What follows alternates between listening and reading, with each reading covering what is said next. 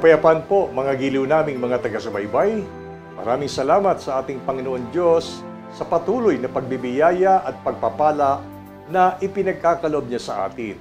Ang katunayan, magpasa hanggang ngayon sumasa atin ang ating buhay at kalakasan na ang dalangin namin ay magamit natin ito sa patuloy na pagsubaybay at pag-alam ng banal na kalooban ng Diyos tungkol sa atin ng mga tao na Kanyang nilikha. At ito po ay pawang nasusulat sa banal na kasulatan. At inihahatid sa inyo ng programang ito na ang Kabanal-Banalan.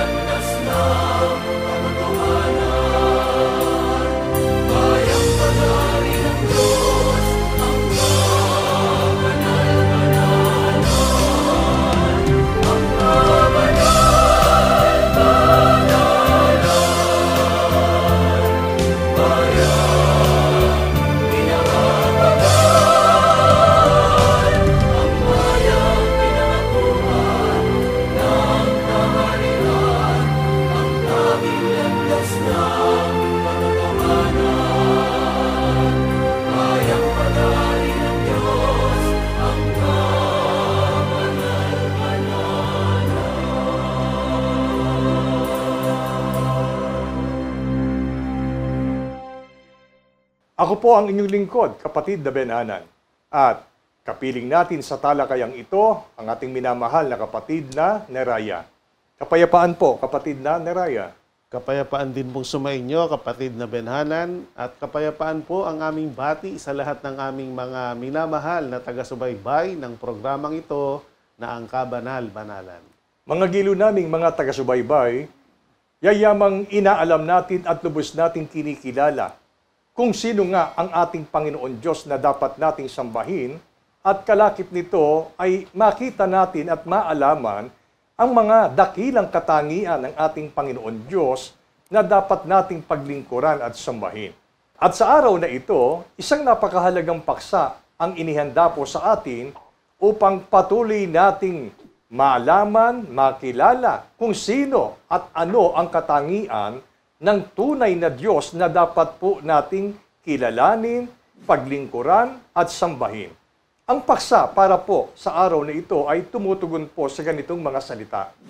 Ang Panginoong Diyos ay mapagmahal at maawain. Posibleng sabihin natin, alam na namin yan. Pero alam niyo po ba, ano ang nasa likod at ibig ipabatid, ipaunawa sa atin ng paksang araling ito, kalakip ng kung ano ba ang atin pong magiging papel sa pagtuturong ito na ang pagpapakilala tungkol sa ating Panginoon Diyos ay Diyos na mapagmahal at maawain. Halin na po tayo at umpisahan natin ang mga talakayan. Kapatid na Neraya, paano po ba ipinakikilala mismo ng ating Panginoon Diyos ang kanyang sarili sa mga naunang lingkod niya? Ang sagot po na mula sa Biblia ay mababasa po natin sa aklat ng Exodo. Ang kapitulo ay 34 at ang versikulo 6. Sasalin po ng Biblia na Tagalog Popular Version. Pakibasa po, kapatid na Benhanan. Si Yahweh ay nagdaan sa harapan ni Moises. Sinabi niya, akong si Yahweh ay mapagmahal at maawain. Hindi ako madaling magalit.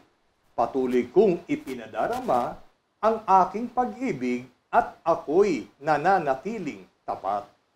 Maliwanag po ang mga salitang ito na sumasagot sa panimulang katanungan na ibinangon ng ating kapatid na Benhanan. Ayon sa katanungan ay papaano ipinapakilala ng Panginoong Diyos ang kanyang sarili sa kanyang mga naunang lingkod. At ang isa po sa lingkod na kung saan napakilala ang Diyos sa kanya ay si Moses.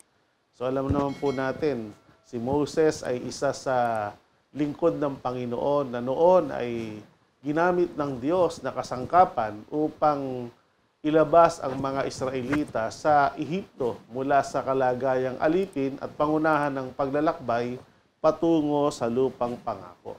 At ayon sa pakikipag-usap ng Diyos kay Moises, sinabi ng Diyos, ako anyang si Yahweh ay mapagmahal at maawain. So marami pong katangiang taglay ang Panginoon. Pero sa lahat ng mga katangian ito, dalawang mahalagang katangian ang binabanggit niya sa talata. Siya niya ay mapagmahal at maawain. At ang katunayan ng kanyang pagiging mapagmahal at maawaing Diyos, hindi niya ako madaling magalit. Kasi pagka namamahay sa kalooban kahit ng isang tao ang awa, merong isang sitwasyon sanang nakagagalit na dapat ay pagalitan o bigyan ng kaparusahan ang gumawa nito, pero dahil sa pananaig ng awa at pananaig ng pag-ibig, hindi siya basta-basta madaling magalit. At sa halip na parusa, pangunawa at pagbibigay pagkakataon upang magsisi at magbago ang isang taong kanyang nakagagawa ng tila nakagagalit na bagay. At palibhasa ang Diyos ay mapagmahal, patuloy ko anyang ipinadarama ang aking pag-ibig. Sabihin ay hindi ito pasimula lang na nagmamahal katulad ng ibang mga tao. Pero yung continuation o yung pagtutuloy-tuloy ng pagmamahal, minsan ay nasusumpungan sa tao yung paghinto nito. Meron pa nga mga tao na sinasabi, nakakawala ka naman ng amor o nakakawala ka naman ng pag-ibig dahil dyan sa ginagawa mo. Pero ang Diyos po, palibhasa nga ay Diyos na mapagmahal, consistent o tuloy-tuloy na ipinadarama niya ang kanyang pag-ibig. At ang isa pang mahalagang katangian ng Diyos sa ngalan ng kanyang pagmamahal o pagiging mapagmahal at sa ngalan ng kanyang pagiging maawain, ako niya ay nananatiling tapat. Kahit minsan ang mga tao ay hindi tapat sa kanya, pero ang Diyos po ay nananatiling tapat na nagmamahal at naaawa sa mga taong pinag-uukulan. Ganito po ipinapakilala ng Diyos ng una sa kanyang mga lingkod ang kanyang katangian bilang Diyos na mapagmahal at maawain. Dito'y kitang-kita natin ang malaking pagkakaiba pagdating po sa relasyon natin sa ating Panginoon Diyos bilang ating Panginoon at ang kaibahan ng tao na naglilingkod sa kanyang kapwa-tao. Alam niyo po, yung relationship ng employer to employee, minsan makikita po natin na hindi po nababakuran o hindi po natatalian ng pag-ibig at pagkamaawain sa isa't isa. Kitang-kita po natin na kapag ka po sa mundong ito, nagkakamali si employee sa kanyang employer, agad andoon ang mabilis na pagdedesisyon, bunga ng pagkagalit sa kung minsan ay nagkakamali ang kanyang empleyado. Pero sa kaso po ng ating relasyon sa Panginoon Diyos, kung totoong makikipagrelasyon tayo sa Panginoon, hahanapin natin ang tunay na Diyos, dito'y makikita natin at mararanasan natin ang kanyang pagmamahal, ang kanyang pagkamaawain. Hindi man natin sinasadya ang pagkakasala, ang Panginoon Diyos ay kayang magpatawad at umunawa sa atin. At yung pagpapatawad, yung pagkahabag niya sa atin, ito ay mula po sa kanyang mapagmahal na damdaming iniuukol sa atin na mga tao. Kaya napakasarap po na maglingkod tayo sa Panginoon Diyos sapagkat ngayon ipinakikilala sa atin ang mga dakilang katangian ng ating Panginoon. Kapatid na Neraya, hanggang saan at hanggang kailan na ipinadarama ng ating Panginoon Diyos ang kanyang pagmamahal ukol sa mga tao? Ang sagot po na muli ay mababasa natin sa Biblia ay nasulat sa aklat ng Deuteronomio. Ang kapitulo po ay 7 at ang versikulo 9 sa salin po ng Biblia na Tagalog, Popular Version.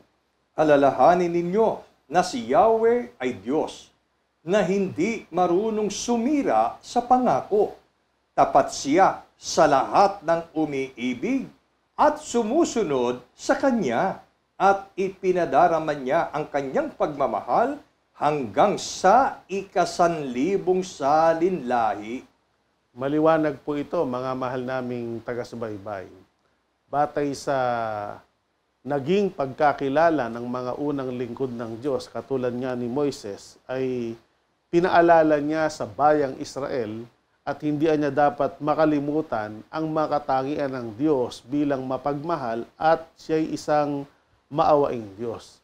Ayon sa kanya, ang Panginoong Diyos ay hindi marunong sumira sa pangako. Minsan lang ang mga tao ang sumisira sa kanilang mga ipinapangako sa Panginoon. Kasi kasama po yan sa relasyon ng nagmamahal. Ang isang nagmamahal ay nangangako sa kanyang minamahal. At ang minamahal naman ay nangangako din sa nagmamahal sa kanya. Palibhasa nga ang Diyos ay Diyos na mapagmahal, marami siyang mga pangakong pagpapala na ipinapahayag at ipinapangako sa kanyang mga minamahal. At ayon kay Moises, hindi marunong sumira ang Diyos sa kanyang pangako dahil nga siya mapagmahal. Hindi siya katulad ng tao na sa ngalan ng pagmamahal, nangangako din. Pero dumarating sa isang panahon, hindi nila natutupad yung kanilang pangako kahit meron silang sinasabing pagmamahal sa kanilang pinangakuan. Kasi mababa lang yung uri ng kanilang pag-ibig o pagmamahal. Palibhasa ang Diyos po ay napakataas ng antas ng kanyang pagmamahal. Kaya nga tinawag siyang Diyos na mapagmahal pag ipinangako niya. Hindi niya sinisira yung tinutupad niya. At ang kanyang katapatan sa ngalan ng pag-ibig ay nananatili at patuloy niya niyang ipinadarama sa mga taong tapat na umiibig sa kanya at tapat din niyang iniibig. At kung hanggang kailan at hanggang saan yung katapatan ng pagmamahal ng Diyos, yung pagiging maawain niya, yung pagiging mapagmahal niya, ang kanya-anyang pagmamahal ay pinadarama hanggang sa 1,000 saling lahi.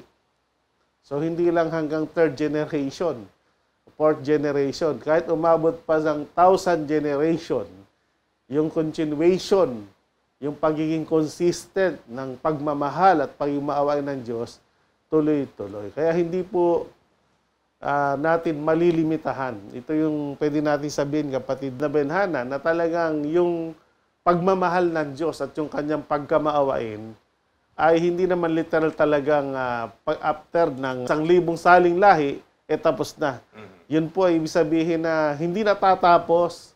Talagang likas na katangian ng Diyos at kung paano ang Diyos ay magpakailanman, walang hanggan, ganun din ang kanyang pagmamahal. Kahit ilang libong saling lahi, nananatili po ang pagiging mapagmahal ng Diyos at ang kanyang pagiging maawain. Mga giliw naming mga taga-subaybay, ito po yung nauna kong sinabi bago po natin simulan ang pagtalakay sa paksang aralin.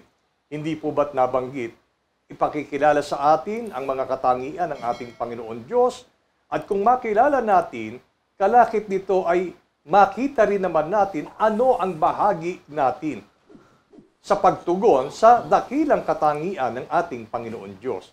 Maliwanag po ang pagkakapaliwanag sa atin, ang Panginoon Diyos ay nananatiling tapat at handang ipagkaloob ang kanyang mga ipinangako. Kanino? Sa mga umiibig at sumusunod sa Kanya. Kaya ito po yung papel na dapat po nating pagsikapan at kailangan po nating tugunin. Kailangan po nating umibig sa ating Panginoon Diyos. At ang katunayan ng ating pag-ibig sa Kanya ay ang tapat at buong pananampalatayang pagsunod sa kung anuman ang iniuutos ng Diyos sa ating lahat bilang mga tao. Kapatid na ni Raya, ano ang lalong dakilang gawa na lalong nagpatibay at nagpatunay na ang Panginoon Diyos ay mapagmahal at maawain? Ang sagot po ay mababasa natin sa Aklat ng Juan, Kapitulo 3, versikulo 16 hanggang 17. Sasalin po ng Biblia na Revised Tagalog Popular Version.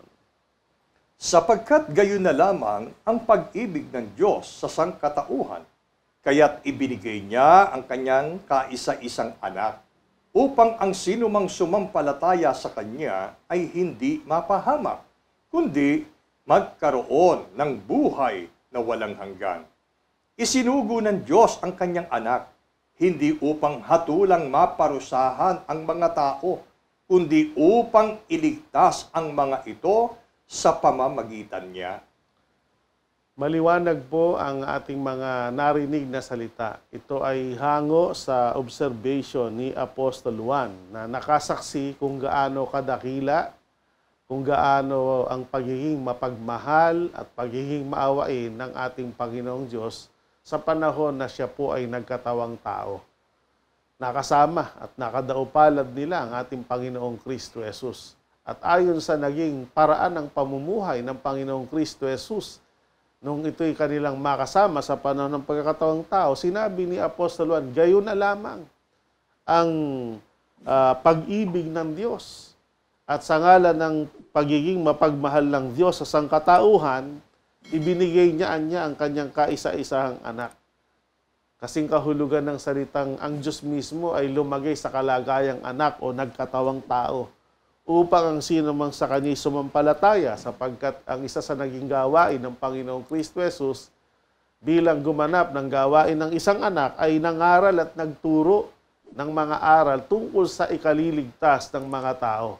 Kung hindi lang pakikinggan, sa halip ay lubos na sasampalatayanan ng tao yung mga itinuturo ng Panginoon na nagpapadama ng pagmamahal sa sangkatauhan, ang mga tao niya hindi mapapahamak. At ang ultimate na ipagkakaloob ng Diyos sa mga tao dahil ang Diyos ay mapagmahal, pagkakalooban niya, magkakaroon ng tao ng buhay na walang hanggan. So dito ay pinapakita, hindi lang sa present life ang madarama ang pag-ibig ng Diyos habang tayo nabubuhay. Kahit dumating sa isang panahon physically, ang tao ay mamatay. Umaabot pa rin hanggang sa kamatayan, hanggang sa muhuling pagkabuhay at sa pagbibigay ng Diyos ng buhay na walang hanggan para patunayang siya'y Diyos na mapagmahal. At hindi lang mapagmahal na nagnanais na ilayo ang tao sa kapahamakan, bigyan ng kaligtasan, pagkalooban ng buhay na walang hanggan, ayon sa observation pa rin ng Apostol Juan, yung kanyang pagkakataon tao, hindi niya ibig parusahan ang mga tao. Opo.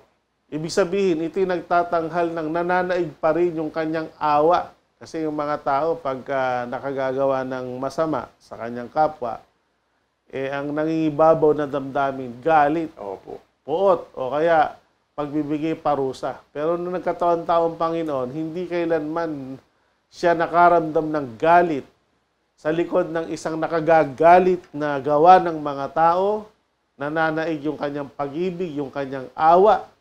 Kaya bunga ng awa, sa halip na parusahan niya agad yung mga tao gumawa ng masama sa kanya, ay binigyan niya nga ng pagkakataong magsisi, magbagong buhay. Kaya hindi niya ibig na ang mga tao maparusahan, kundi ang talagang nais niya, sa ngalan ng pagmamahal, sa ngalan ng awa, ibig niyang iligtas ang mga ito, kaya po siya nagkatawang tao.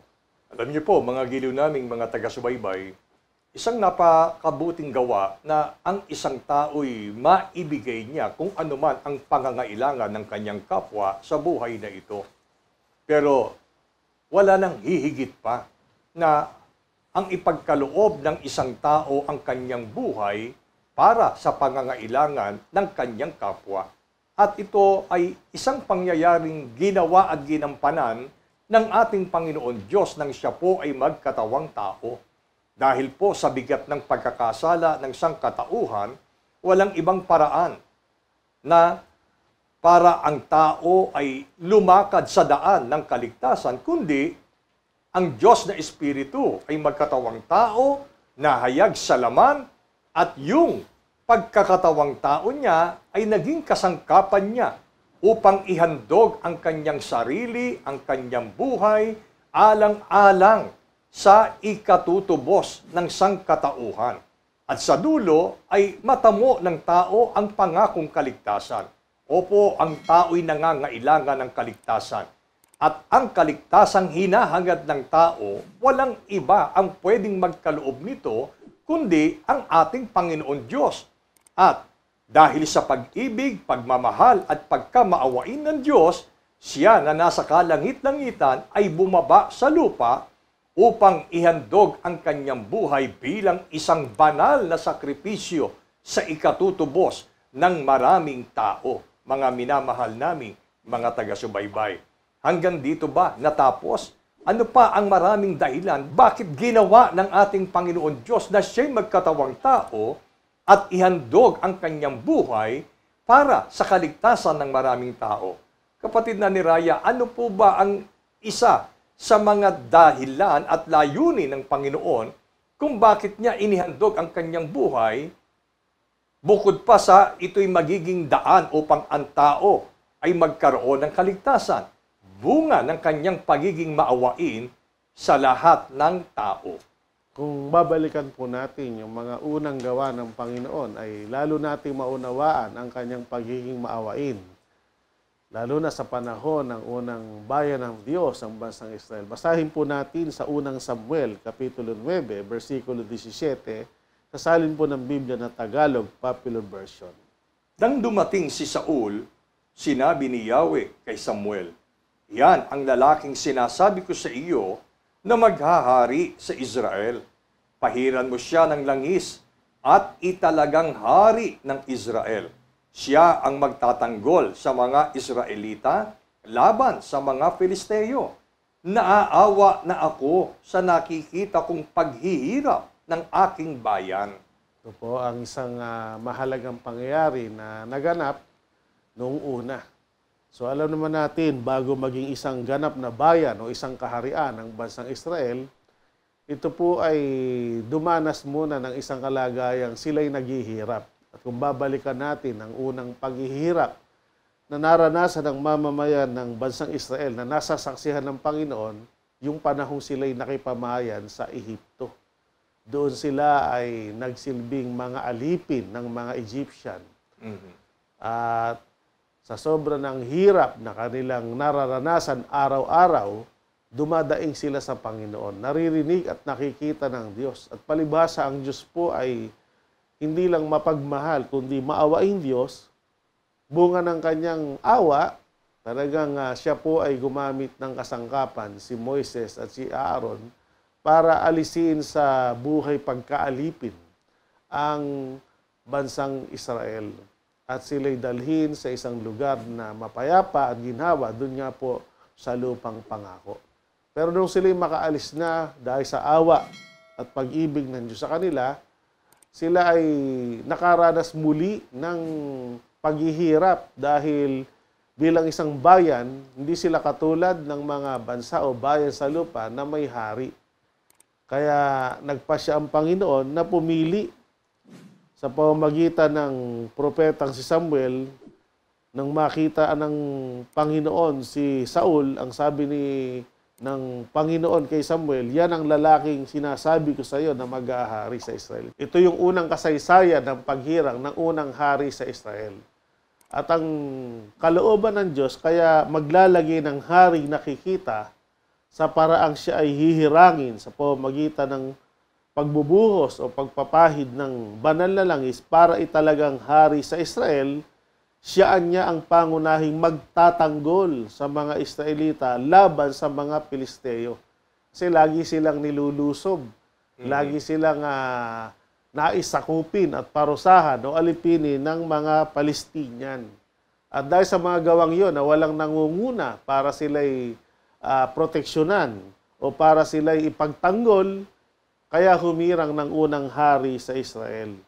Ang sabi ng Diyos, "Naaawa na ako sa nakikita kong paghihirap ng aking bayan." So kung paanong nung sila'y nasa Ehipto, dahil sa awa, ay gumawa ang Diyos ng paraan para makaalis sila sa pagkaalipin at sila'y makapanirahan sa promised land at doon sila ay nakasumpong ng kaginawahan, ng kapayapaan. Nung dumating ulit yung pagkakataong sila ay sinasakop at nilulusob ng mga Palestinian, ay muli silang nahihirapan. Dahil sa hindi sila hinihintuan ng mga Filisteo, yung mga sundalo nito, para sila'y digmain. Kaya dahil doon, sabi ng Diyos, "Sapagkat ako'y naaawa sa nakikita kong paghihirap ng aking bayan," kaya patuloy siyang humirang ng unang hari sa Israel. So yung mga pangyayaring ito ay nagtatanghal na talagang mula pa ng una, hindi lang nahayag yung pagiging mapagmahal ng Diyos, kundi yung pagiging maawain niya, hindi lang doon sa panahon na ang tao'y, ang reaksyon niya kapag nagkakasal ay nakahabag, kundi kahit sa mga pisikal na paghihirap. Opo. Ang Diyos po ay naaawa at hindi lang siya naaawa na hanggang salita, kundi meron siyang ginagamit na kasangkapan na pinakasolusyon para makaahon sa paghihirap ang mga taong kanyang kinaawaan. So yun nga po, noon sa Egypt ay si Moises at si Aaron sa panahon na digmaan, hinirang si Haring Saul para pangunahan ang pagtatanggol sa bayang Israel para mapawi na yung paghihirap sa mga lumulusob na mga kalaban nila. Maliwanag po ito, mga giliw naming mga taga-subaybay, sa mga unang bayan na ipinakilala ng Biblia bilang bayan ng Diyos, bunga ng pagmamahal at pagkamaawain ng Panginoon, nagsusugo ang Panginoon Diyos para po maging kasangkapan para ang tao ay iligtas sa mga paghihirap ng kalooban at maging ng kanilang lupang katawan. Sa panahon po natin ngayon, laganap na laganap po ang tinatawag na kahirapan. Alam ko po ang bawat isang sumusubaybay ng programang ito ay masasabi nating dito ay dumaraan. Naghihirap ang ating kalooban, naghihirap ang ating mga lupang katawan, bunga ng mga iba't ibang karamdaman, at bunga din ng iba't ibang mga suliranin, kagipitan sa buhay na ito. Bunga ng kabiguan sa ating pangarap at maging sa relasyon natin sa ating kapwa-tao. Pagka hindi po ito nagtagumpay, lumilikha ito ng paghihirap ng ating kalooban. Ang kailangan lamang para makita at marinig ng Diyos ang atin pong daing, gaya ng ginawa ng unang bayan ng Diyos na sa panahon ng kanilang pagkaalipin sa Ehipto ay patuloy na dumalangin ang bayan ng Diyos. Yun ang kailangan natin. Dumalangin tayo sa Panginoon, idaing natin na may pagpapasalamat ang anumang ating pinagdaraanan sa buhay na ito. At tiyak na tiyak, tutugunin ng Diyos ang atin pong kahilingang ito. Sa paanong paraan? Tutugunin ng Diyos ang atin pong panalangin na magkaroon tayo ng kaginhawahan ng ating kalooban, ng kapayapaan sa ating puso, at higit sa lahat ay matiyak natin na ang kailangan nating kaligtasan ng ating kaluluwa ay ipagkakaloob ng Diyos. Mga giliw naming mga taga-subaybay, narito pa ang isang pagpapaliwanag tungkol po sa paraan kung papaano ang tao ay mararanasan niya ng buong buo ang pagmamahal at pagkamaawain ng ating Panginoon Diyos. Kapatid na ni Raya, ano po ba ang mga gawang ito na nagsasabi na gagawin ng Diyos at ginagawa na ng Diyos sa sangkatauhan upang maranasan ng sangkatauhan ang kanyang pagiging mapagmahal at ang kanyang pagiging maawain? Ang sagot po na mula sa Biblia sa pagkasangkapan kay Apostol Pablo ay nasulat sa Efeso Kapitulo 2, versikulo 4 hanggang 5. Ngunit ang Diyos, palibhasa'y mayaman sa awa dahil sa kanyang malaking pag-ibig na kanyang iniibig sa atin. Bagamat tayo'y mga patay dahil sa ating mga kasalanan, tayo'y binuhay na kalakip ni Kristo sa pamamagitan ng biyaya kayo'y nangaligtas.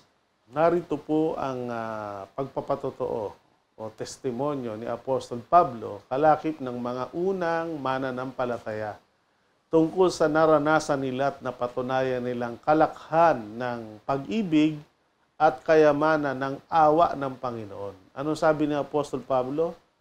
Ngunit anya ang Diyos palibhasa'y mayaman sa awa. Talagang ang Diyos po ay maawain. Opo. Hindi nauubos yung kanyang awa, mayaman.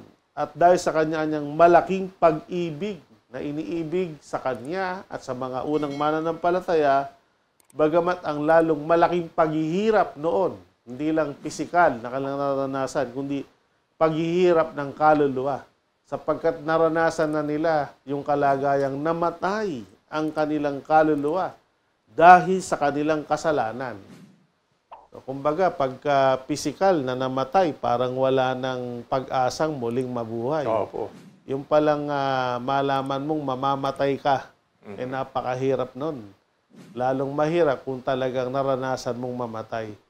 So kung tila walang lunas yung kamatayang pisikal, lalo na yung kamatayang pangkaluluwa. Pero dahil sa laki ng awa, dahil sa laki ng pag-ibig ng Diyos, bagamat maraming tao, tulad ni Apostol Pablo nung hindi pa siya apostol at ng iba pang mga tao noon, tulad ng mga hintil na naninirahan sa Epeso, palibhasaan niya ang Diyos ay mayaman sa awa, malaking pag-ibig, bagamat ang kalagayan na natin ay namatay dahil sa ating kasalanan, tayo binuhay na kalakip ni Kristo. Napaka-imposible po no, na patay na, nabuhay pa. Pero sa kapangyarihan ng pag-ibig at sa kayamanan ng awa ng Panginoon, ang mga taong namatay dahil sa kasalanan, nakaranas ng muling pagkabuhay. At doon ay naranasan nila yung napawi, yung spiritual nilang paghihirap. Yun lang maging alipin ka ng kasalanan, napakahirap na nun. Kasi sabi ng Apostol Pablo, nung alipin pa lang ako ng kasalanan, yung mabuti na gusto kong gawin, hindi ko magawa. At yung masama na ayaw kong gawin, siya ko nagagawa. Magiging sunod-sunod na ng tao. Hanggang sa pag naging lumaki na ang kasalanan ng tao, maranasan niya spiritual na kamatayan. Lalong malaking paghihirap yun. Dahil patungo na sa impyerno ang taong namatay sa kasalanan. Pero dahil sa awa at pag-ibig ng Panginoon, sinulusyonan niya yung spiritual na paghihirap na yun sa paraang binuhay niya. At walang ibang pwedeng gumawa niyan. Walang sino man, walang anuman, nakapangyarihan at kakayanan na pwedeng makabuhay pa ng patay na kaluluwa. Ang makagagawa lang nito, ang Diyos na maawain, ang Diyos na mapagmahal. Ginawa niya na ito sa mga unang mananampalataya. At kung ang tao sa huling araw, kahit siya'y makasalanan, mananampalataya siya sa aral turo ng Panginoon, mararanasan niya ang spiritual na kaginawahan. Kahit patay na ang kanyang kaluluwa, dahil sa kanyang kasalanan, muli siyang mabubuhay. Mga giliw naming mga taga-subaybay, narito po ang hatid na mensahe para po sa atin sa araw na ito. Pansinin po natin, si Apostol Pablo dati po ay galing siya sa reliyon ng Hudaismo. Pero hindi niya naranasan sa Hudaismo itong naranasan niya nang siya'y tawagin ng Panginoong Kristo Jesus sa iglesyang pag-aari ng ating Panginoon Diyos. Naranasan niya ang pagkabuhay ng kanyang kaluluwa dahil sa pag-ibig at pagkamaawain ni Kristo nang siya po ay mabautismuhan sa iglesyang pag-aari ng Diyos. Sa makatwid bagay, sa kabanal-banalang iglesia ng Diyos kay Kristo Jesus. Ibig ba nating maranasan ang pagmamahal at pagkamaawain ng Panginoon? Tayo na po. Alamin pa natin. Magtanong tayo, ano ba ang mga aral at doktrina sa kabanal-banalang iglesia ng Diyos kay Kristo Jesus upang dumating ang panahon na kung tayo'y mabautismuhan, maranasan natin ang naranasan ng Apostol Pablo at ng mga unang Kristiyano sa kanilang kapanahunan na mula sa pagiging patay dahil sa ating kasalanan ay maranasan natin ang pagkabuhay na muli mula sa pagiging alipin ng kasalanan. Mga minamahal na taga-subaybay, nawa ay ipagpala sa atin ang mga pagtuturong ito mula po ngayon at magpakailanman. Amen. Maraming salamat po sa inyong pagtangkilik sa palatuntunang ito ng Kabanal-Banalang Iglesia ng Diyos kay Kristo Jesus. Kung nais po ninyong mapanood ang iba pa naming programa at upang lubos po ninyong makilala ang Kabanal-Banalang Iglesia ng Diyos kay Kristo Jesus, mag-subscribe sa ating YouTube channel na The Most Holy Church, bisitahin ang aming Facebook page na MHC Media. At bisitahin ang ating official website na www.mostholychurch.com. Maraming salamat po.